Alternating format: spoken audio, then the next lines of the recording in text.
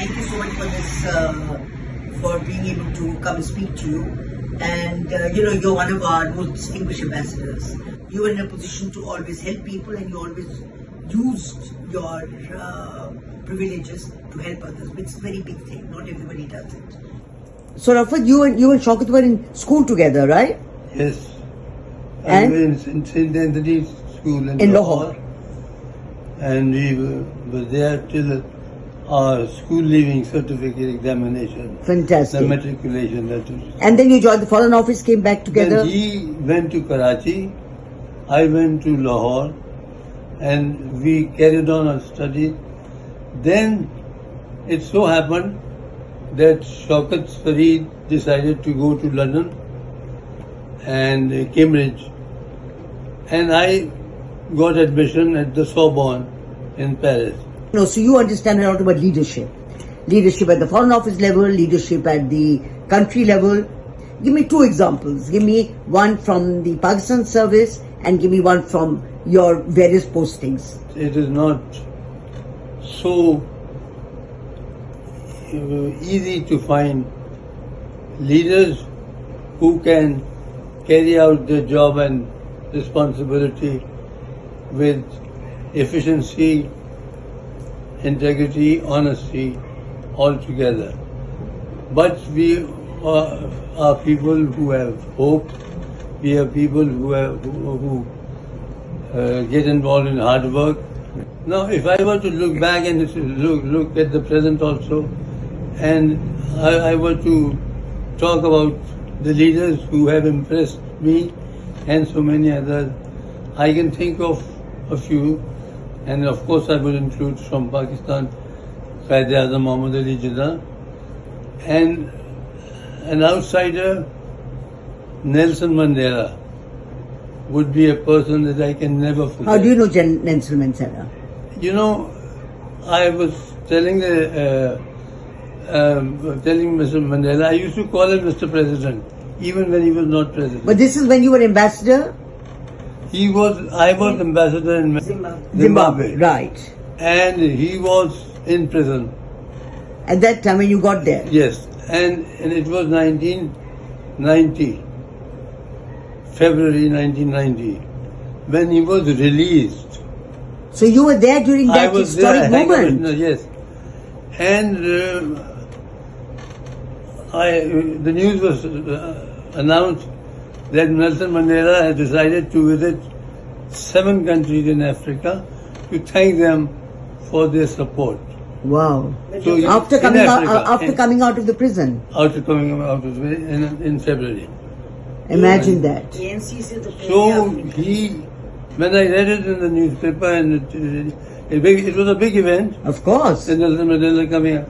I didn't realize you were there at that time. Wow. I said, now on the day of the convocation, he was being awarded an honorary degree. So when everything had finished, and Marina, you know, I am not a person who will show much or announce much, so I do my work quietly. So suddenly there's an announcement from the stage that will the High Commissioner of Pakistan come up to the stage, please? So I said, why should with thousands of people there lined up at the university, why have they called me? As I got up, the Soviet ambassador, it was Soviet Union then, oh, degree, I just went up to say, and now Nelson Mandela was very weak. He just left the prison. So I was quiet. Winnie Mandela, then his wife, was quiet. Mandela did not know what was happening. And so after a minute or two, she said, Winnie Mandela, that High Commissioner, you asked for an appointment. But I said, Madam, not in this situation, that there are thousands of people there and the stage, and I have to come up. So I'd like to meet Mr. Mandela separately, if possible. So before anybody could say anything, one young man, about 15, 16, whatever, young boy, barged in and said, no, he has no time, in a very arrogant manner. So I said, fine, I'll wait for my turn, and when President Mandela comes to New York, to Zimbabwe, to Harare, I'll meet him, or I'll go to Johannesburg.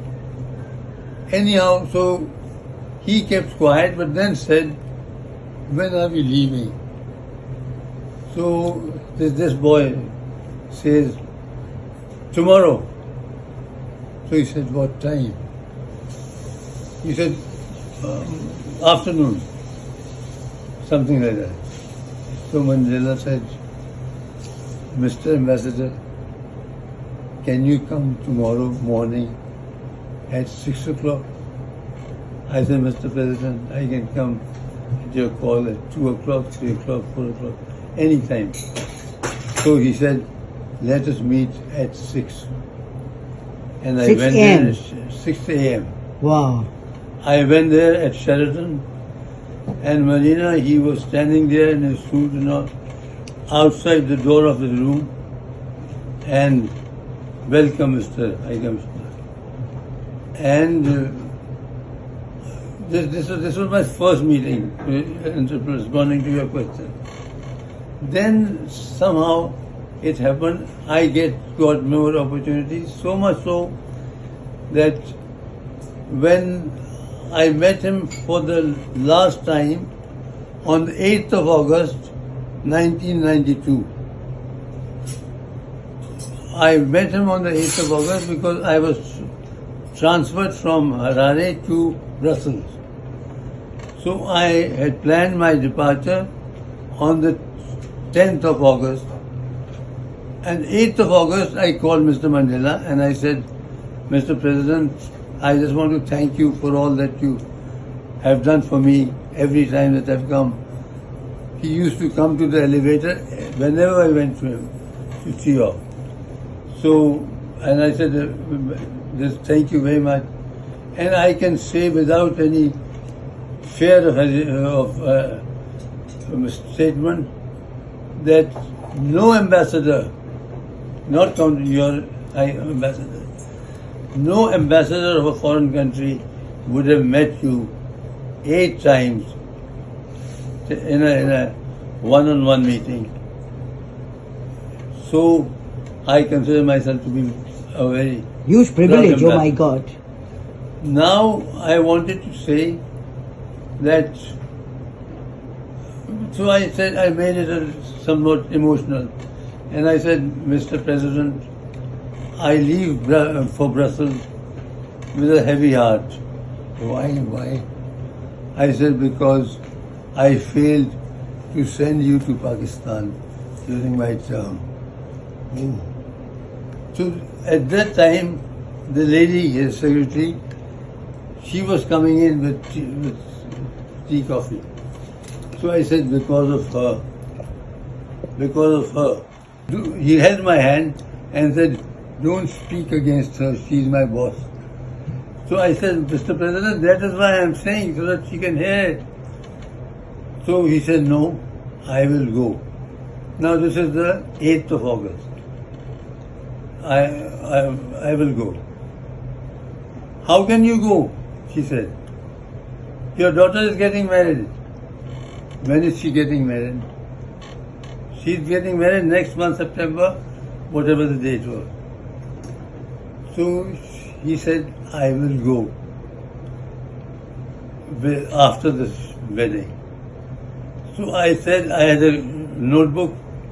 I closed my notebook and I said, Mr. President, I came to you as the High Commissioner of Pakistan, but I am now sitting next to you as your travel director, and I am going to fix your itinerary now, because I knew that she will do something and it may not happen.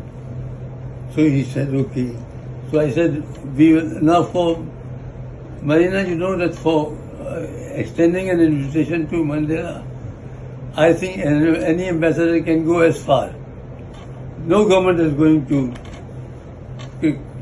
say no to him. So he said, I said, we will arrange for you, Mr. President, we will arrange for you five first class tickets and three first class tickets and 5 tourists. So he said, Mr. Ambassador, I don't travel first class. I said, Mr. President, from Nairobi it's our flight, PIA. He said, no, but I don't. And he said that, okay. Then he said, okay, I said, I will go to Brussels, but I will still be managing your tour. So that was, and it did take place. I had gone away, but it did take place. But one thing that I want to convey to you and to share with you was that in the same meeting, he said, I told him, I said, you will go to Nairobi. From Nairobi you will fly to Dubai. From Dubai you will go to Islamabad. And he said, how can I go to Islamabad without paying homage to my hero? Sorry, I will have to go to Jinnah first.